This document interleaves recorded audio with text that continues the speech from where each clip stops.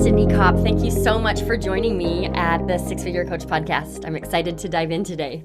Dallas, thank you so much for having me. I'm super excited for our conversation and can't wait to dive in with all of this with you today. Yeah, I think we share a lot of the same values and perspectives when it comes to the best way to sell and how to launch, and even when the timing is right to launch a course. So I'm excited to dive in. So should we just do that? Let's get going. Yeah, absolutely. Let's jump right in here. I know one thing you are really passionate about is selling programs on Autopilot. So let's just create some context for our listeners first. What does it actually look like to sell your programs on Autopilot, and why do you think it's valuable for a coach?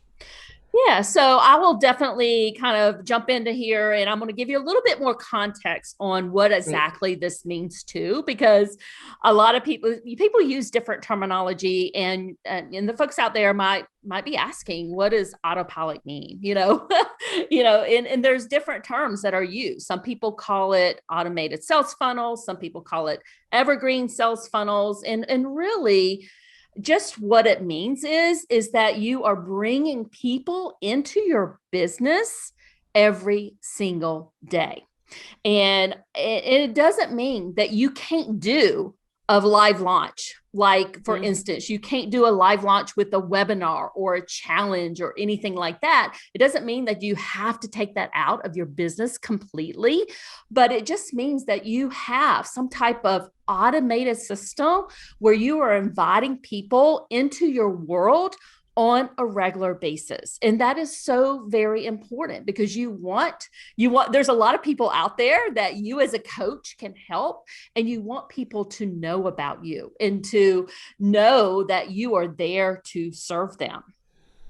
Yeah, I agree with you. And I think another benefit for a coach who might be currently living in the world of launches is to have something that's on autopilot where people are coming into their world every single day. It takes a ton of pressure off of a launch. If the only time that you're selling is twice a year when you're in a big launch, you got to do that right, and that can take so much joy out of it. So if you have something on evergreen, that's my word for it, that's running all the time, it gives you more freedom to test different things in your launch, or also just to breathe a little bit, because you're not the whole year doesn't depend on the sale of this one program. And that's absolutely correct. And I'll give you some examples from my own business. Like I do a big live launch every year. I actually do a summit. So it's a virtual summit where I have speakers that come in, but I only do that once a year because, quite frankly, it's a lot of work. It is a lot of stress. And if I was having to do that on a regular basis, I think I would just shut everything down, because it would be just too much. But having evergreen sales funnels, and we'll use that terminology since that's what you use, having the evergreen sales funnels where I'm inviting people into my ecosystem where they can sign up for a program that I have, or one of the products that I have on a regular basis. The other thing it does, quite frankly, Dallas, it gives you some type of revenue. And once recurring revenue that you can kind of predict, where a live launch, quite frankly, I don't always know what I'm going to be getting from that. I have somewhat of an idea because it's not the first time I've done it, but it's not as predictable as these evergreen type sales funnels where you can, kind of predict. I have every single month, I have this many people coming in from these traffic sources. And I know generally what kind of revenue I'm going to get into my business from that. Yes. Yeah. And it allows you we have an evergreen funnel, and there's something I have to say about this for all of our listeners, and I want to get your take on it, and then I'll make my other point. I think there's a lot of talk in the online industry about things being evergreen, meaning you don't have to do anything. You set it and forget it, and that is a myth.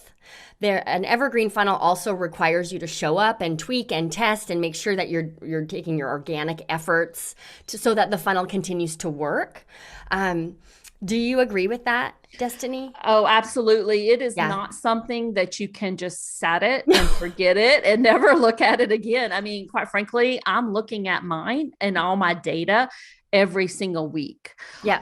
And you're always tweaking things, right? I mean, you're refreshing things, because a lead magnet that you might have for one of your evergreen sales funnels, and maybe you've been running traffic to it, whether it's from some type of paid advertising or maybe even some organic stuff that you've been doing, it might need to be refreshed, just to keep the content, fresh and updated and new people coming in. So I agree with you completely. It is not something you can set it and just forget about it. Yeah. So for everyone listening, I just want to make that clarification, because we're not here just telling you that you can create an evergreen funnel, have sales come on autopilot, and then go and get your nails done every day, and that's what your life looks like. It requires work. It's a different kind of work than the energy around a launch, but the benefit is consistency in your business, in all ways, consistency in how you show up, consistency in the leads and the sales that come in, and consistency in the revenue. So good. I'm glad we're on the same page there.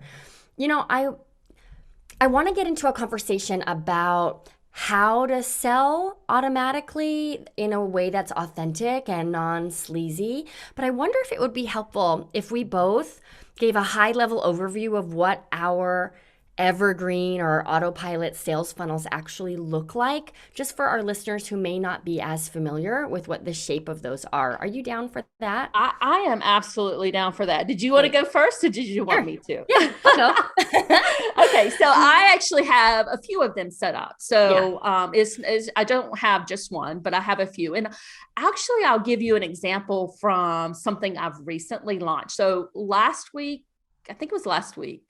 My days are like, Who knows? It was actually last Tuesday. So a little over a week ago, I launched a new book on Amazon.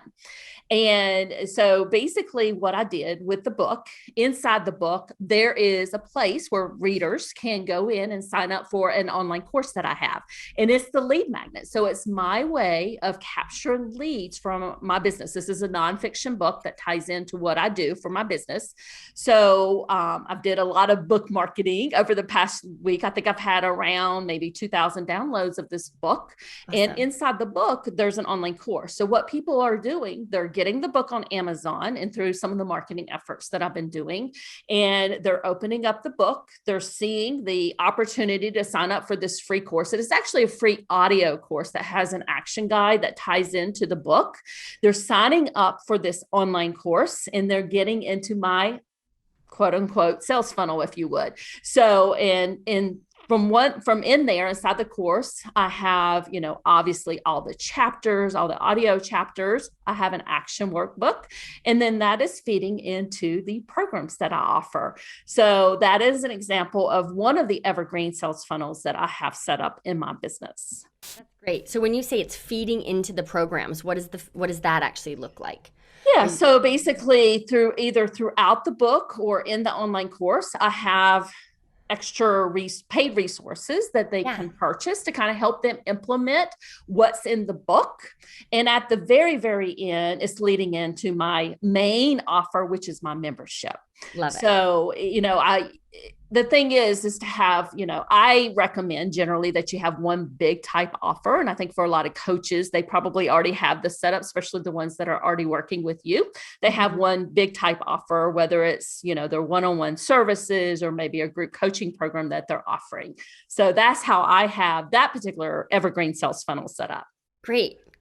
So I'll give another example that's different. I have a similar, mine doesn't start with the book, but I have a couple that start with lead magnets. Okay, that's a really common funnel, everybody, is to have a lead magnet of some sort, a high value free offering that then gets people into your world, and you nurture them with some emails to present another offer. So we also have an evergreen webinar funnel where we run organic traffic as well as paid ads into the coach class, actually, which listeners have heard about before. The coach class presents an offer to apply for a spot inside of the Six-Figure Coach Club. And if you apply for a spot, that funnel's pretty short. You book your application time and then meet with my team. If you don't apply after watching the webinar, then we have a 21-day email series where we nurture people, not every day for 21 days, but we space it out a little bit, and then invite them to book a call a couple of times throughout that. So those are two examples, but the basic idea here is that you bring people at the top of the funnel into your world with a high value free offering, and then nurture them along the way and invite them into your other paid offerings. Great. That was fun. Yeah. And Dallas, I just wanted to mention, personally, webinars are one of my favorite, kind of lead magnets to use in an evergreen sales funnel. I think they're, one of the best kind of high value type lead magnets that you can offer in a funnel like that. So I'm a big fan. I'm glad. You know what I'm really loving right now? And then I promise everybody we're going to get into some sales tactics here. It's just so fun to talk about funnels, isn't it, Destini? Oh, absolutely. I could talk about it all day. So we just created a quiz. I put a lot of time into this, and we created a quiz that helps coaches identify their natural strength and how they can use that strength in order to take the next step in their business. So they get clear on what that strength is and what the next step in their business is. And then we nurture them with content that's 101% related to where they're at in their own journey. And then it leads them into the webinar. And that's been really fun to see how taking the time to create something so personalized has accelerated the trust building with new people coming into my world. So a quiz has been really fun for us. That's my latest, greatest favorite. And that was actually one of the kind of the points I was going to bring up here today for personalizing your marketing messages in these evergreen sales funnels. How to do that. Quiz is my number one example. And I've used them in the past, and I'm actually working on one. I have the Try Interact, I don't know what tool you use, but I use the Interact one to do the quizzes. And I highly recommend them for getting that personalized marketing message out there. Yeah. Okay, great. We'll talk about that more in a little bit, but let's just shift. So now that we've created a pretty clear picture of what selling on Autopilot looks like, why it's valuable, and a couple of examples from our own businesses, let's shift now and talk about how to sell these things. In particular, my audience, we are purpose-driven and we are motivated because we want to help people. We understand that making money helps us help more people. So authenticity is a big value for my listeners. So let's talk about, and I know it is for you too, so I want to hear your expert insight on how to sell with and still feel like yourself and still feel like you're serving.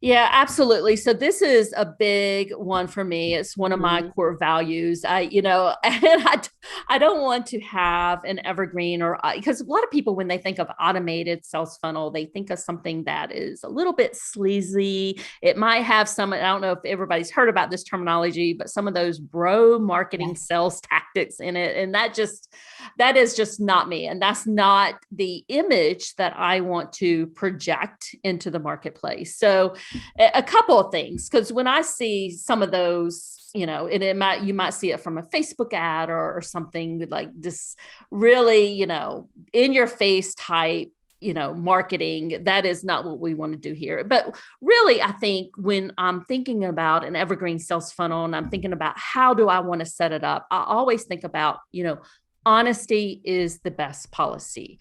You don't want to have artificial deadlines in your sales funnels. Like you got to buy this now, or you're going to pay $5,000 more next month. That to me, that is just a big, big no-no. The other thing that I think is very important in these evergreen sales funnel is leading with value. We are here.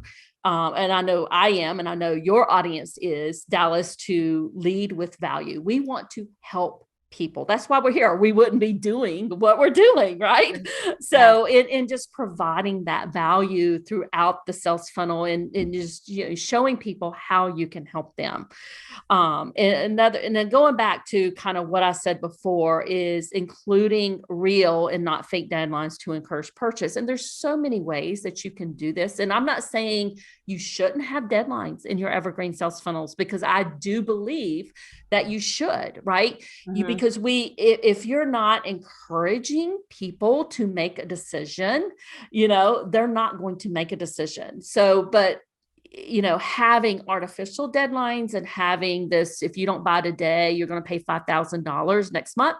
That is just not something that I believe we should be doing in these evergreen sales funnels. Yep. I couldn't agree more. Let's unpack each of these, because I think this is really, really important to get this message across. So I want to start with the using real deadlines and leaning into urgency. One thing we tested with our webinar funnel was, because I went through this brief stage where I thought, why am I having people even book a time to watch this webinar when they could actually watch it anytime they wanted to, right? Because it's on demand. And what we found was, by just directing people to a page where they could watch at their leisure, they weren't watching, which isn't helpful. So let me underscore this for our listeners, and then Destini, I want to get your take. I love what you said, Destini, about leading with value. It's not valuable if people don't actually read the book that you are selling on Amazon. You're not helping them in that way, right? You're not helping. It's not valuable to them if they can't sign up for the online course. They're just going to stay stuck. So leading with value doesn't mean don't sell anything. It's actually the opposite.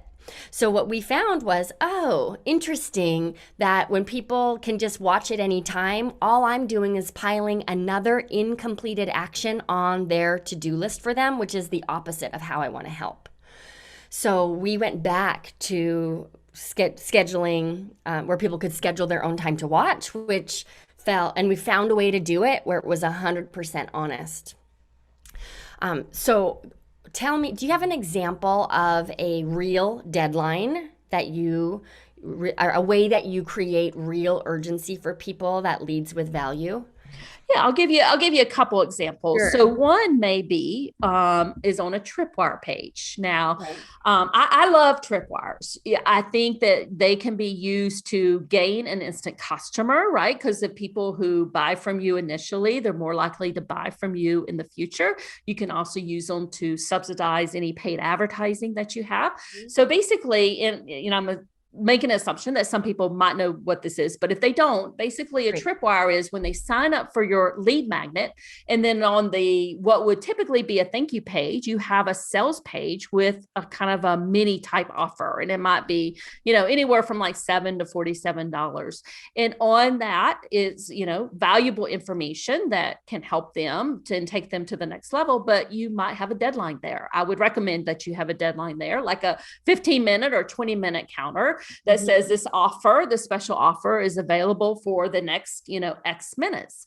And then if they happen to come back and maybe the next day you're like, really wish I would have bought that. Maybe they can still buy it, but it's not the special offer that you have. Maybe it's $20 or more or whatever. Yeah. So that is a way of being very open and honest and authentic, but also giving them a deadline.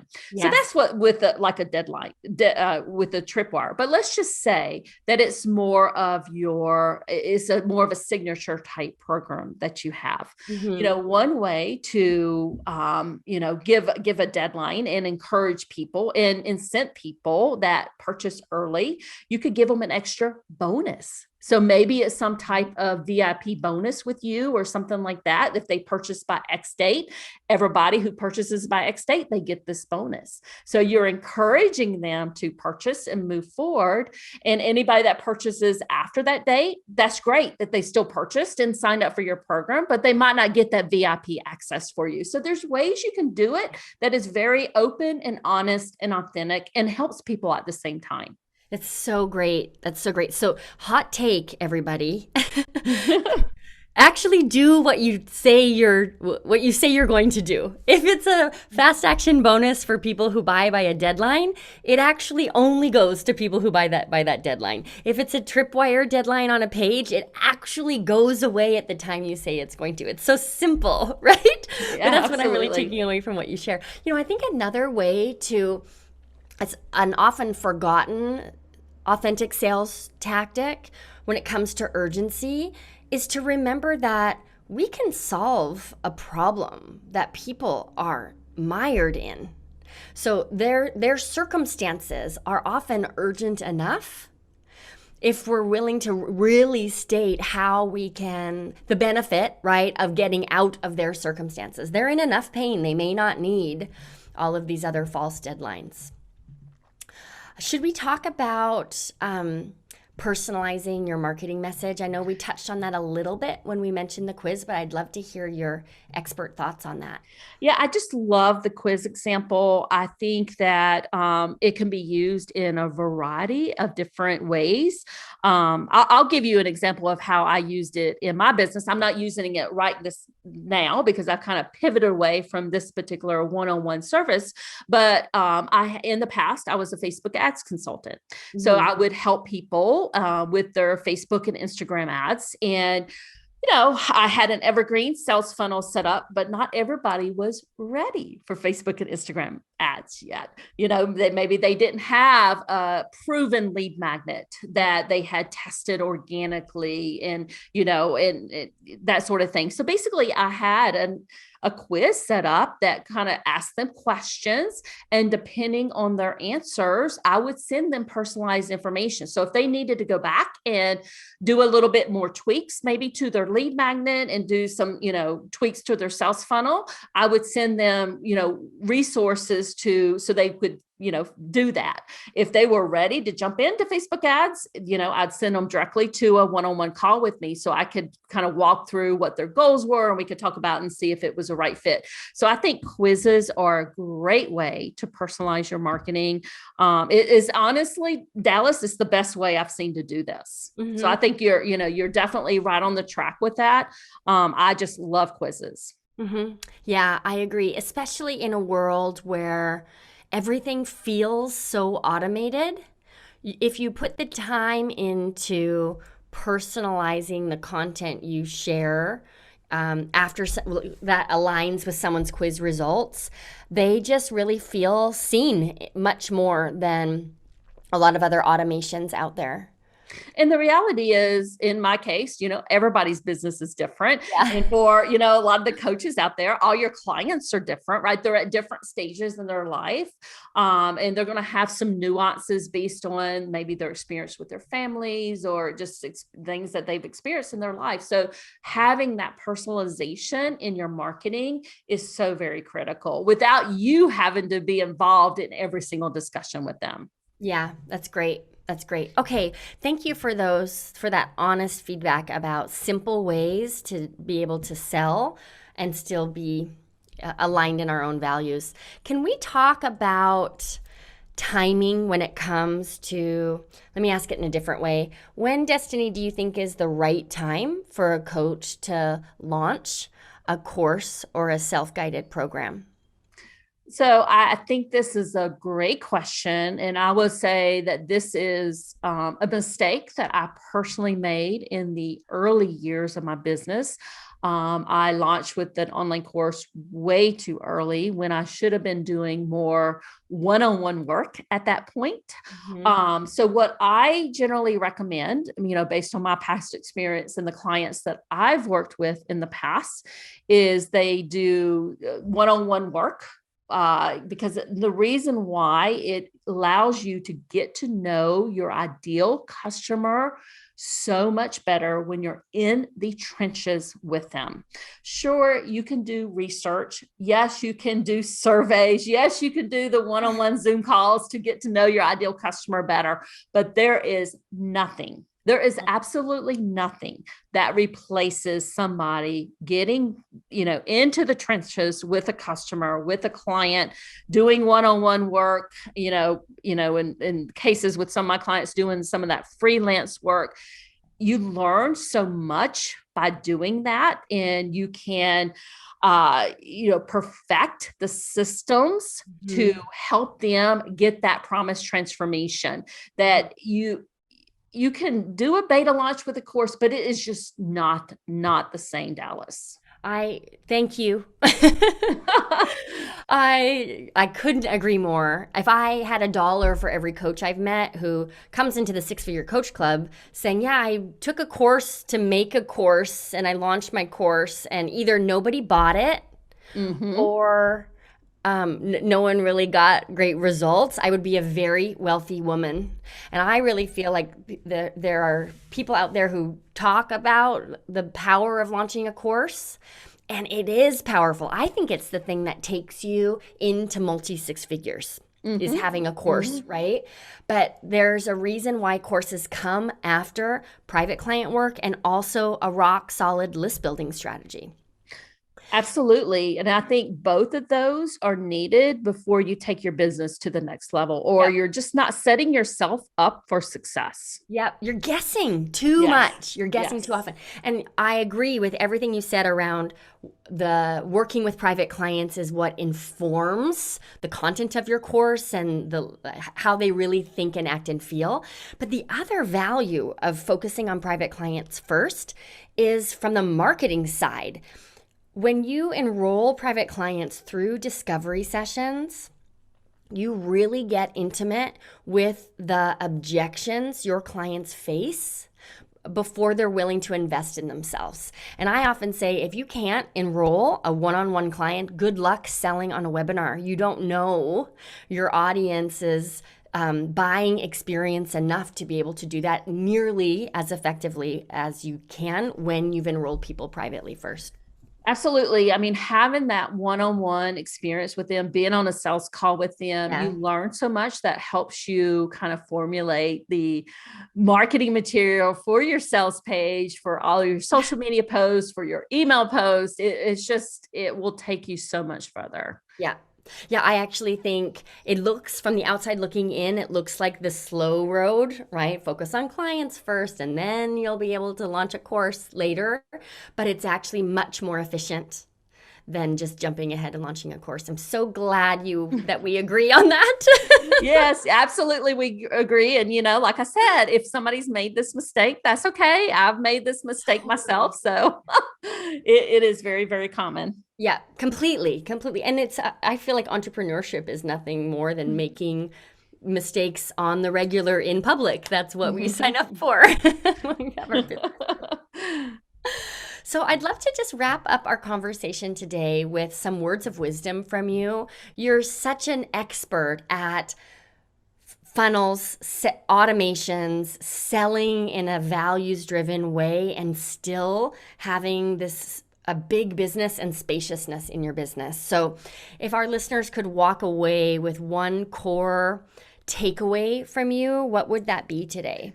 I think for this discussion, and I think a lot of people, when they talk, when we start talking about sales funnels, they're like, oh, I don't like selling. Selling makes me uncomfortable. And I think that's a feeling that all of us can relate to. And the reality is, going back to a point that we talked about earlier, you are helping people by selling to them. They have a problem and you have the solution. So don't ever feel like that you're imposing on them or you're giving them something that they don't want or offering them something that they don't want, because that's not the case. They would not be in your ecosystem if you couldn't help them and they didn't want to buy from you. So I just want to leave everybody with that. Don't be afraid to sell. Thank you, Destini Copp. It's so great to have you on the show, and I appreciate how clearly you were able to illustrate the power of Autopilot funnels and the value to a coach, but also encouraging us all to lead with our values. Thank you so much for coming today. Thank you so much for having me, Dallas. I enjoyed our conversation here. Great. Me too. Thanks everyone for tuning in. We'll see you next week.